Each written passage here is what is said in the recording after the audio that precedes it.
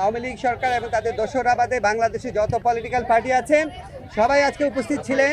নানান মত পথ আদর্শের ভিন্নতা ছিল, কিন্তু সবাই একত্রে বাংলাদেশের সার্বভৌমত্ব, অস্তিত্ব, স্বাধীনতা এবং মর্যাদা রক্ষার প্রশ্নে সবাই ঐক্যবদ্ধ থাকার ঘোষণা দিয়েছেন এবং ঐক্যমত জানিয়েছেন। ওনারা এই সমস্ত আমাদের এই সভাতে যেই সমস্ত বিষয়ে ঐক্যমত প্রতিষ্ঠিত হয়েছে আমি একটু পড়ে শোনাচ্ছি আপনাদের।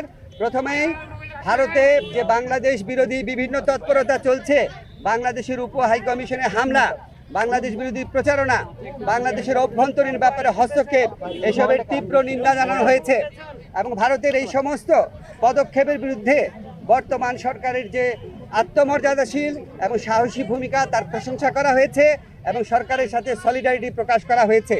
তবে একই সাথে সাথে ভারতের এই সমস্ত প্রচারণার বিরুদ্ধে সরকারকে আরও শক্তিশালীভাবে, আরও বেগবানভাবে এটাকে অ্যাড্রেস করার কথা বলা হয়েছে এবং এই জন্য প্রয়োজনীয় যে প্রবাসী যে আমাদের বন্ধুরা রয়েছেন, অন্য রাষ্ট্র রয়েছেন, বন্ধু রাষ্ট্র, তাদের সহযোগিতা, প্রবাসীদের সহযোগিতা, আন্তর্জাতিক সংবাদ সংস্থার যে সাংবাদিকরা রয়েছেন তাদেরকে এই দেশে ডেকে নিয়ে আসা, এই ধরনের নানান পরামর্শ দেওয়া হয়েছে এবং আমাদের কমিউনিকেশন স্কিল এবং ইন্টারন্যাশনাল লিগাল স্কিল বাড়ানোর পরামর্শ দেওয়া হয়েছে।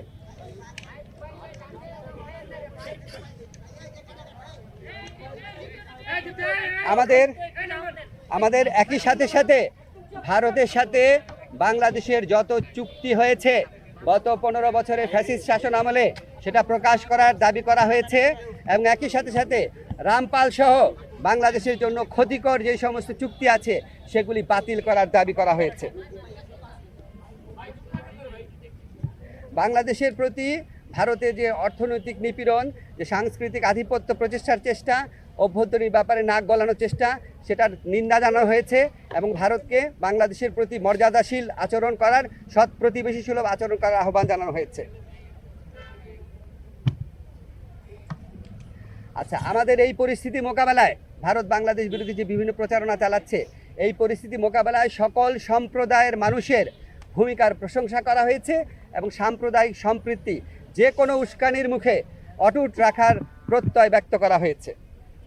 সবশেষে সবাই একটা জিনিস বলেছেন যে আমাদেরকে আর শক্তিহীন, দুর্বল, নতজানু ভাবার কোনো রকম কোনো অবকাশ নাই।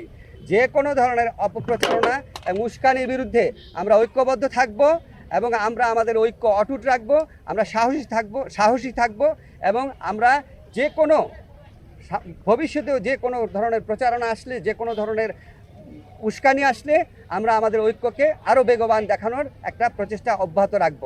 একই সাথে সাথে আমাদেরকে বলা হয়েছে, এটা প্রস্তাব আকারে আসছে যে আমরা যে গোটা জাতি এই যে ভারতের অপপ্রচারণার বিরুদ্ধে ঐক্যবদ্ধ রয়েছি, এই জন্য আমরা সবাই মিলে একটা সমাবেশ করতে পারি কিনা, সবাই মিলে একটা পলিটিক্যাল কাউন্সিল করতে পারি কিনা, এমনকি নিরাপত্তা কাউন্সিল করতে পারি কিনা, এই ধরনের প্রস্তাব আনা হয়েছে। এই সবার মূল সুর ছিল যে আমাদের মধ্যে মত পথ আদর্শের ভিন্নতা থাকবে, আমাদের রাজনীতি ভিন্নতা থাকবে, অবস্থান ভিন্নতা থাকবে, কিন্তু দেশ সার্বভৌমত্ব এবং অস্তিত্বের প্রশ্নে আমরা সবাই এক, সবচেয়ে উপরে দেশ এবং এটার থেকে আমরা কখনো বিচ্যুত হব না। বাংলাদেশকে দুর্বল, শক্তিহীন, নতজানু ভাবার কোনো রকম অবকাশ নাই। এটা এই জাতীয় ঐক্যমতে, এটা একটা জাতীয় সমাবেশের মধ্যে দিয়ে, সকল রাজনৈতিক সমাবেশের মধ্যে দিয়ে এই বার্তা প্রকাশ করতে, এই বার্তা জানিয়ে দিতে বলা হয়েছে। আপনাদের ধন্যবাদ।